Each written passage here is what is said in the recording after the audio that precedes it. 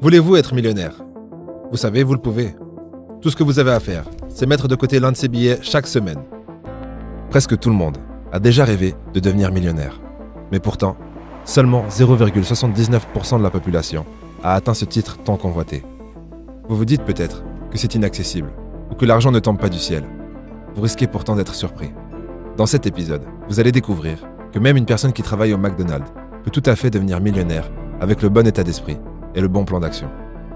Vous êtes sur le point de découvrir comment reprogrammer votre subconscient afin de manifester absolument tout ce que vous voulez.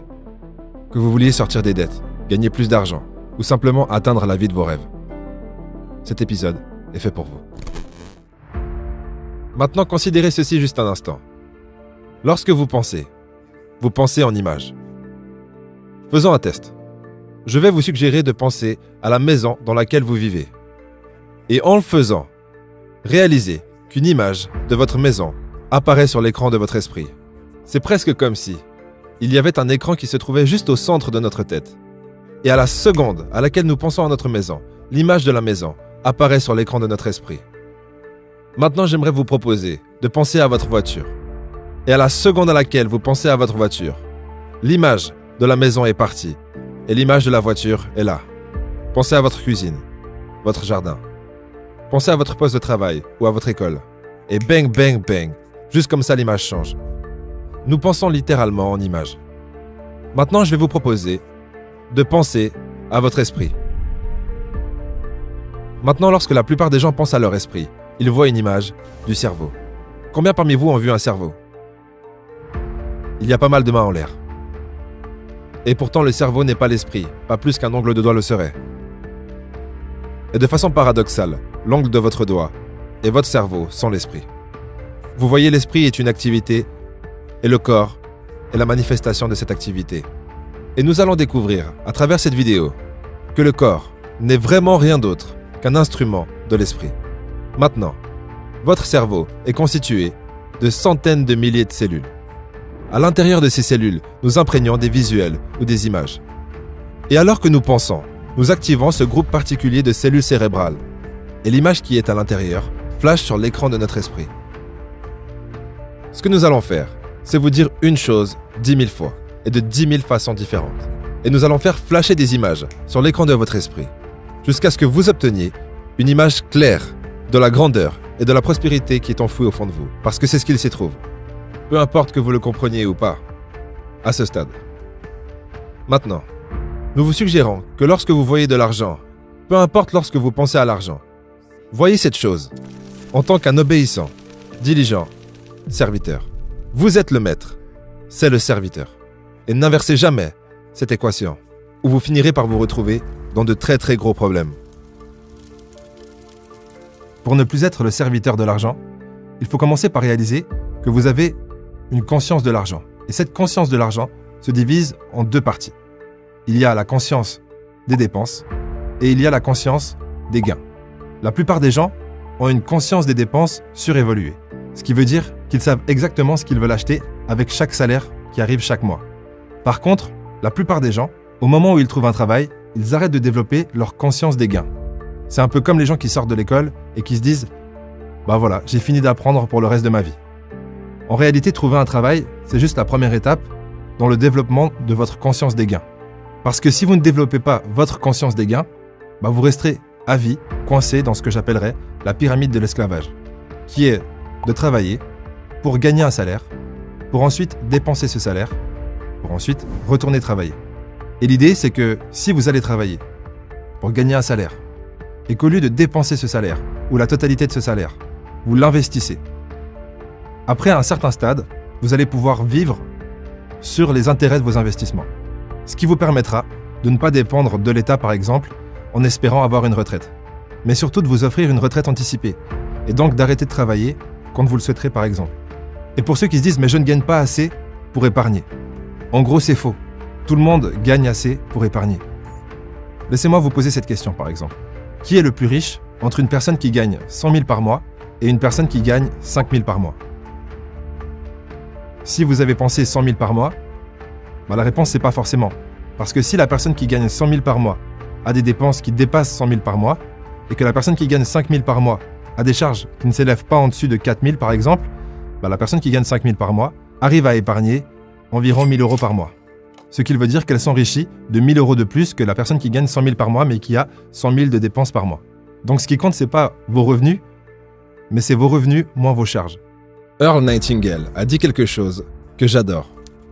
Il a dit « La plupart des gens pensent qu'ils veulent plus d'argent que ce qu'ils veulent vraiment.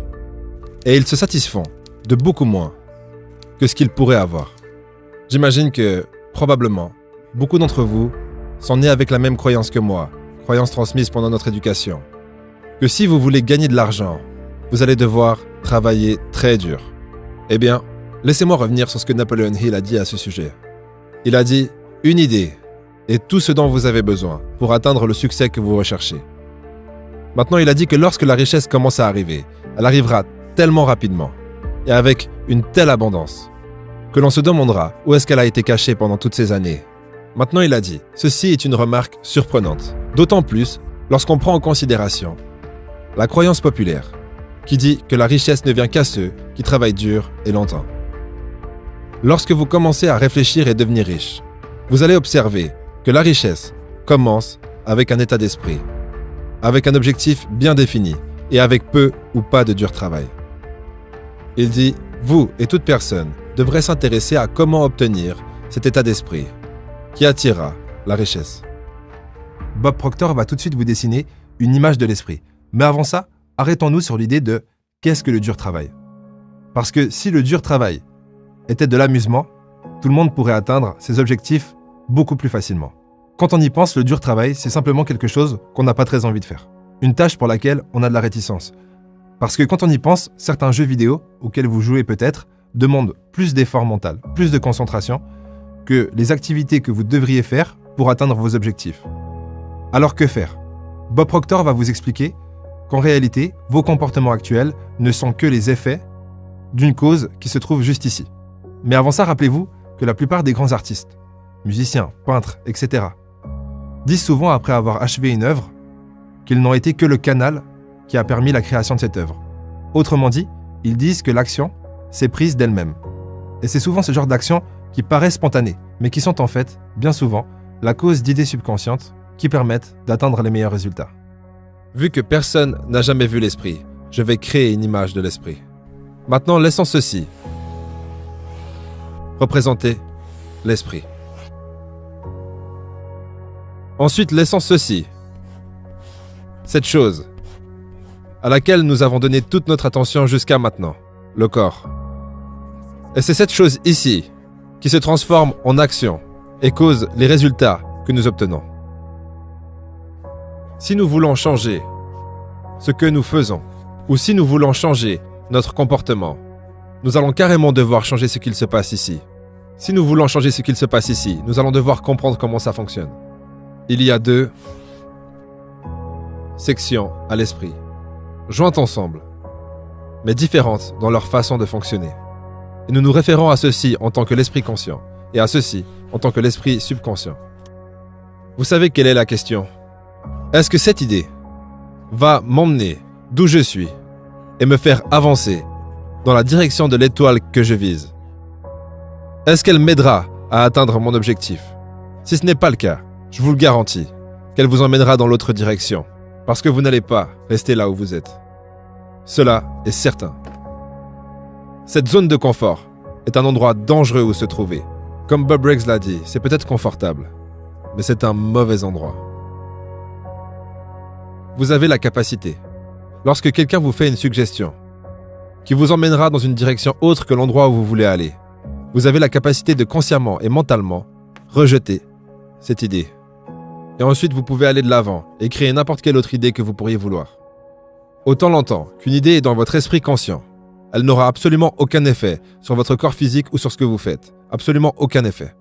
C'est lorsque vous prenez cette idée et que vous la faites passer de ce côté de notre esprit, qu'on appelle le subconscient. On pourrait aussi l'appeler l'esprit universel. C'est appelé par plein de noms différents. Le superconscient, il doit y avoir plus de 150 noms que vous pouvez utiliser ici. Les anciens Grecs appelaient cette partie de notre personnalité le cœur. Vous voyez, ils disaient que lorsque vous pensez dans votre cœur, vous êtes. Savez-vous que cette partie de votre personnalité n'a pas la capacité de rejeter une idée? C'est absolument impossible. Peu importe quelle idée, arrive ici et vient là-dedans.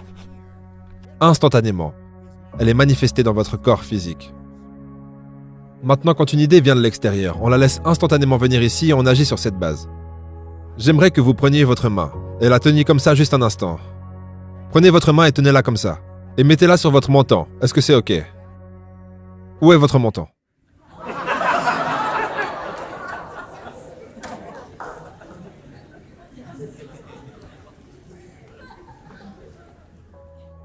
Pourquoi est-ce que vous avez mis votre main ici? Vous savez pourquoi est-ce que vous avez mis votre main ici? Parce que j'ai mis la mienne ici. Vous direz que c'est ce que je vous ai dit de faire. Mais je dirais plutôt que vous ne pensiez pas. Je vais faire la suggestion que vous avez laissé cette idée aller directement dans votre subconscient et vous avez automatiquement agi sur cette idée. Si vous choisissez une idée et que vous la mettez ici, instantanément et automatiquement, vous faites passer cette chose qu'on appelle le corps, qui n'est rien d'autre qu'une masse d'énergie dans une nouvelle vibration. Cela vous fera ensuite agir différemment. Vous voyez, l'action est causée par la vibration. Si vous entretenez une idée négative, et ceci est l'esprit émotionnel entre parenthèses, et que vous vous laissez être émotionnellement impliqué dans cette idée négative, vous ferez instantanément passer votre corps dans une vibration négative. Il ne peut y avoir aucune action intelligente venant d'une vibration négative. Jamais. Comment améliorer vos vibrations pour manifester à vous tout ce que vous voulez? C'est très simple, mais en même temps, ce n'est pas facile. Parce que la plupart des gens font cette erreur. Ils pensent utiliser le pouvoir de la pensée alors qu'ils sont utilisés par le pouvoir de la pensée. Pour être précis, la plupart des gens utilisent la pensée pour commenter et donner leur avis sur des choses qu'ils détestent. Ils vont parler de tout ce qui ne va pas dans le monde en ne réalisant pas que le but de la pensée n'est pas de commenter. Le but premier, la fonction première de la pensée, c'est la création. Car la pensée est créatrice. Donc lorsque vous parlez ou vous pensez à des choses que vous ne voulez pas, vous créez plus de ces choses instantanément, en y pensant, dans votre vie. Et vous augmentez la conscience de ces choses dans votre esprit. Par exemple, si vous voulez devenir riche, mais que vous passez votre temps à parler de la misère dans le monde, vous allez augmenter votre conscience de la pauvreté, alors que la pauvreté n'est même pas une chose en soi. La pauvreté n'est que l'absence de la richesse, comme l'obscurité n'est que l'absence de la lumière. Mais en focalisant vos pensées sur une chose qui n'en est pas une, malgré tout, vous allez générer des actions automatiques qui mèneront à de mauvais résultats. Et ces résultats vous confirmeront vos idées préconçues sur l'idée que le monde est mal fait et que la plupart des gens sont destinés à rester dans la pauvreté. Ce qui n'est fondamentalement pas le cas. Un de mes auteurs préférés, Wallace D. Wattles, dit plus ou moins mot pour mot que si vous voulez devenir riche, tournez le dos à la pauvreté une fois pour toutes. Arrêtez de vous intéresser aux idées de manque et focalisez-vous pleinement sur la prospérité, l'abondance et la richesse. Devenez riche, aidez-vous vous-même, puis aidez vos proches, votre famille, ensuite votre communauté, et par la suite, vous pourrez même aider le monde. Ça sera beaucoup plus efficace que de pleurer les pauvres en tant que pauvres. Faisons en sorte de devenir conscients lorsque nous ne nous sentons pas bien. Quand nous ne faisons pas les choses qui nous donneraient les résultats que nous voulons, nous sommes émotionnellement impliqués avec les concepts destructifs que nous avons mis ici nous-mêmes. Faisons en sorte de consciemment et délibérément construire une idée positive, être impliqué émotionnellement avec cette idée positive, et simultanément, nous passerons dans une vibration positive. Et là, absolument tout changera. Les idées que vous projetez sur votre esprit subconscient, encore, et encore, et encore, et encore, et encore, ultimement finissent par être figées là-dedans.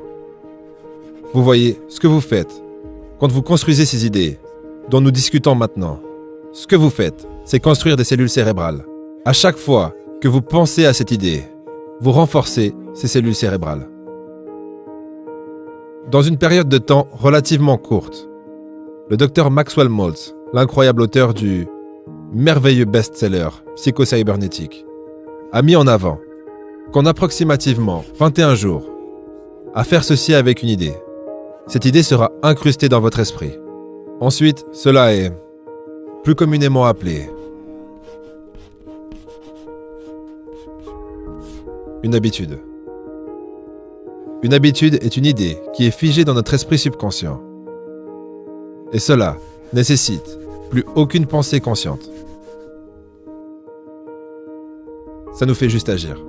Si vous deviez vous souvenir que d'une seule chose dans cette vidéo jusqu'à maintenant, parce qu'il y a encore de grandes idées qui arrivent, mais ce serait d'ajouter une étape à votre plan d'action.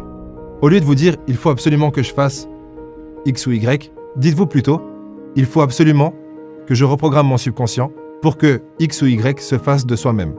C'est pour cette raison qu'on a créé la formation Esprit Subconscient, 21 jours pour reprogrammer votre subconscient et transformer votre vie.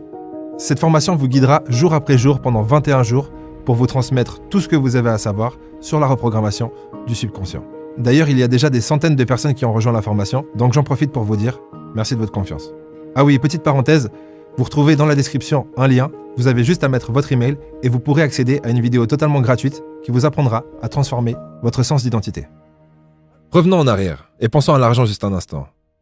Lorsque vous pensez à l'argent, vous réalisez que l'argent n'est rien d'autre qu'une idée. Vous dites que ça c'est de l'argent, mais non. L'argent est une idée qui est manifestée sur du papier. Maintenant, le papier était du bois. Eh bien, vous altérez la vitesse vibratoire de l'énergie qui s'appelle le bois et très vite vous appellerez ça du papier. Et ensuite vous ajoutez de l'encre dessus et maintenant on appelle ça de l'argent. Mais pensons à cet argent pendant un instant. S'il ne peut ni être créé ni détruit, alors il doit déjà être ici. Si nous ne pouvons pas le détruire, si la chaleur fait passer l'énergie que nous appelons l'eau dans un état éthérique, j'imagine que la chaleur fera que l'argent passe dans un état éthérique. Et voilà. Maintenant, où est-il? Vous vous dites qu'il n'est plus là, ou peut-être qu'il est encore là. Vous voyez, vous ne le verrez jamais au niveau où il se trouve maintenant, avec votre facteur sensoriel physique, la vue.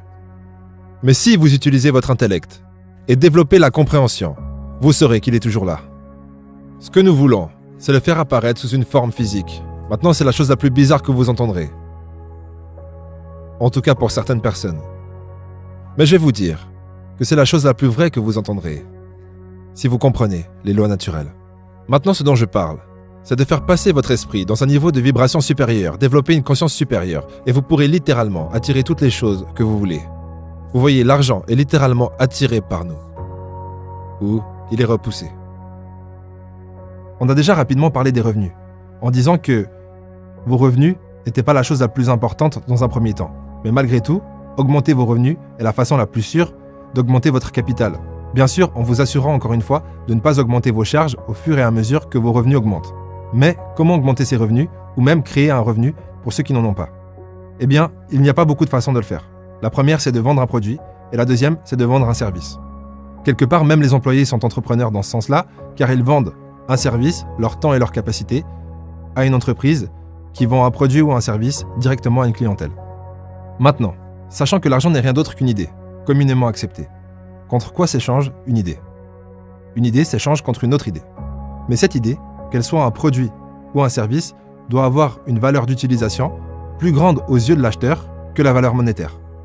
Parce que personne n'achète un produit en ayant l'impression de perdre de l'argent. Ce qui est intéressant, c'est que l'idée, le produit ou le service que vous allez créer, il peut absolument rien vous coûter. Malgré tout, sa valeur d'utilisation pourra être plus grande aux yeux de l'acheteur que la valeur monétaire. Et de cette façon, vous allez échanger votre idée contre cette fameuse idée qu'on appelle l'argent, et vous allez pouvoir créer des revenus, augmenter vos revenus et vous enrichir.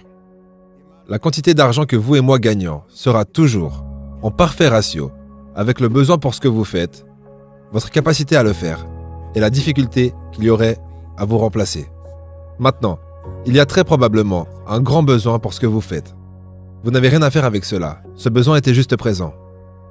Votre capacité à servir ce besoin, tout ce que vous avez à faire, tous les jours, c'est de mettre en place un effort pour faire quoi que vous fassiez un peu mieux.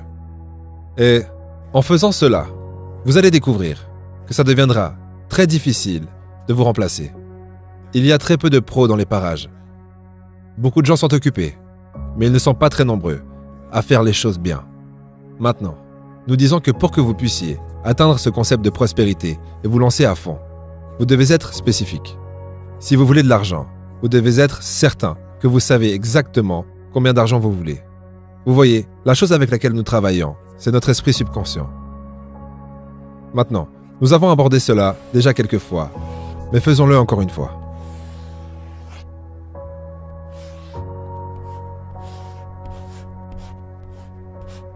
Ce sont les idées qui ont été programmées dans notre esprit subconscient, à travers la répétition, qui ont constitué le conditionnement qui s'y trouve actuellement. C'est ce conditionnement qui est à la cause de ce qui nous fait faire ce que nous faisons et obtenir les résultats que nous obtenons. S'il y a de la pauvreté comme résultat ou un manque d'abondance, le problème ne se trouve pas dans ce que nous faisons. Le problème est ce qui nous fait faire ce que nous faisons. Vous voyez, l'action ou le comportement est un effet. Maintenant, c'est là-dessus que tout le monde essaye de changer quelque chose. Il s'efforce de changer les effets. Si vous voulez changer vos résultats, il est absolument nécessaire que vous alliez à la cause du problème, à la cause primaire. Et la cause de votre situation financière actuelle se trouve juste ici, dans l'esprit subconscient. Maintenant, ce que nous devons faire, c'est de choisir consciemment ce que nous pensons et établir une idée de la prospérité que nous cherchons, ici dans notre conscience. Ensuite, nous devons être émotionnellement impliqués dans cette idée. Les gens qui n'ont pas d'argent auront de la peine à accepter cela. Mais je n'ai jamais rencontré qui que ce soit avec de l'argent qui avait de la peine à accepter ça.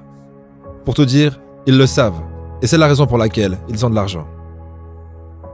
Une chose importante à faire pour toutes les personnes qui veulent améliorer leur qualité de vie et transformer leur environnement, c'est de passer autant de temps que possible dans son imagination.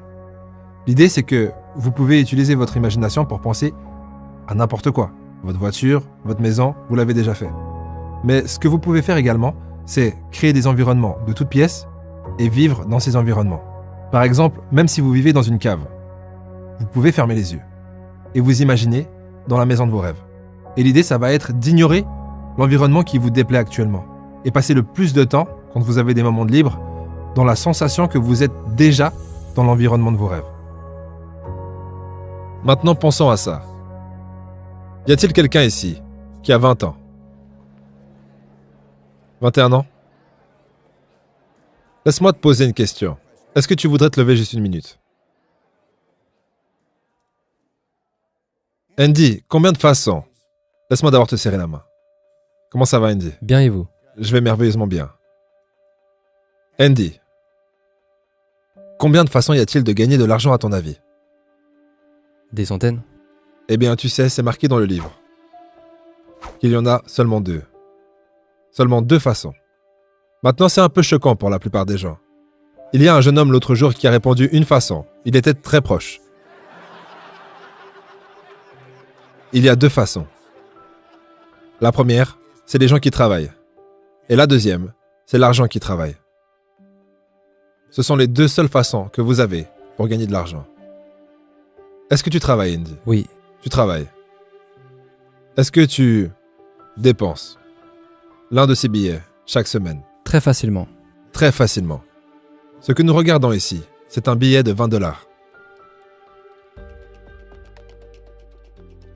Andy, quand tu t'es réveillé ce matin, est-ce que tu t'es assis sur le côté de ton lit en pensant « Je me demande si je devrais m'habiller aujourd'hui ». Je me suis habillé. Tu t'es juste automatiquement habillé, n'est-ce Oui. pas? C'est une habitude. Ok. C'est quelque chose que nous faisons sans avoir à émettre la moindre pensée consciente. Andy, supposons que tu prennes l'un de ces billets de $20 et que tu le mets de côté chaque semaine. Tu le plies juste en 2 et tu le mets de côté. Et tu ferais ça pendant 50 semaines. Tu aurais 50 billets de $20. Combien d'argent ça ferait? $1000? $1000. Si tu faisais ça pendant 50 semaines, tu auras probablement créé l'habitude de le faire. Est-ce que tu es d'accord avec ça? Oui, c'est vrai. Les habitudes sont dures à détruire, n'est-ce pas? Oui, elle le sent. Andy, si tu continues à le faire tous les ans pendant 40 ans, combien est-ce que tu aurais? 40 000. $40 000. C'est exact. Ça, c'est seulement si tu les laissais sous ton matelas. Cependant, si tu trouves quelqu'un qui sait vraiment comment trouver des investissements rentables pour ces billets de $20, et tu les donnes à cette personne pour que cet argent travaille pour toi, de cette façon, tu auras les 2 façons de gagner de l'argent. Tu travailles, Andy, et tes $20 travaillent. Tu sais qu'après 40 ans, tu n'aurais pas 40 000 $, Andy. Tu sais combien tu aurais d'argent? Non, je ne sais pas. Qu'est-ce que tu penses que tu aurais? Environ 200 000 $. 200 000 $? S'il te trouvait des investissements à 10%, tu aurais 510 000 $. Et tout ce que tu aurais fait, c'est de mettre de côté 20 $ par semaine. S'il te trouvait des investissements à 12% par année, tu n'aurais pas 500 000 $. Tu aurais 950 000 $. Et s'il te trouvait des investissements pour ce billet de 20 $ à 14%, et il y a beaucoup de gens qui peuvent vous aider à faire cela de nos jours, tu aurais 1 800 000 $. Et la seule chose que tu auras fait, c'est de mettre de côté 20 $ par semaine. Et tu aurais 1 780 000 $ qui travailleraient pour toi. Si vous voulez que cette vidéo change votre vie, vous n'allez pas pouvoir vous contenter de la regarder en mangeant du popcorn. Mais il va également falloir prendre de nouvelles actions. Et une action simple que vous pouvez prendre dès maintenant, c'est commencer à épargner pour ceux qui ne le font pas. Et l'idée, ça va être de vous payer vous avant de payer quoi que ce soit d'autre. Et en plus, vous n'aurez même pas besoin de créer l'habitude de le faire. Parce que vous pouvez très bien mettre en place un ordre de paiement automatique qui prendra un montant sur votre compte pour le transférer sur votre compte épargne par exemple. Idéalement, l'objectif devrait être, selon le livre L'homme le plus riche de Babylone, 10% que vous vous payez à vous-même tous les mois. Si 10% c'est trop pour l'instant, parce que vos charges sont trop élevées, c'est pas grave, commencez avec ce que vous pouvez. Mais ultimement, visez 10% de vos revenus que vous épargnez pour ensuite pouvoir les investir. Bien sûr, vous pouvez aller beaucoup plus haut. Le plus vous êtes capable de vous payer, le mieux c'est. Et en ce qui concerne les investissements, eh bien vous avez deux options. Soit vous apprenez à investir, soit vous trouvez quelqu'un à qui vous pouvez faire confiance, qu'il fera pour vous. Personnellement, je préfère la première option. Vous savez, même si Andy travaillait au McDonald's sans jamais avoir la moindre promotion, il pourrait devenir millionnaire. Donc vous voyez, l'erreur classique que les gens font, c'est de penser que si vous voulez devenir millionnaire, vous devez gagner beaucoup d'argent. Et bien sûr, ce n'est pas vrai. Si vous voulez devenir millionnaire, vous devez avoir un plan pour devenir millionnaire. Et c'est tout ce dont vous avez besoin. Vous avez juste à décider que vous allez devenir. Combien de personnes parmi vous voudraient devenir millionnaire? Soyez honnête et levez la main. La main de tout le monde est en l'air. Et vous, voulez-vous être millionnaire? Vous savez, vous le pouvez. Tout ce que vous avez à faire, c'est mettre de côté l'un de ces billets chaque semaine. Donnez-le à quelqu'un qui comprend comment fonctionne l'argent. Maintenant, je ne serai pas la bonne personne à qui le donner. Si vous avez des doutes à ce sujet, vous n'avez qu'à demander à ma femme. Voyez, mon ami m'a dit une fois que son but était de gagner plus d'argent que sa femme serait capable de dépenser. Je me suis fixé ce but il y a déjà bien longtemps, et ma femme m'avait dit qu'elle acceptait ce défi.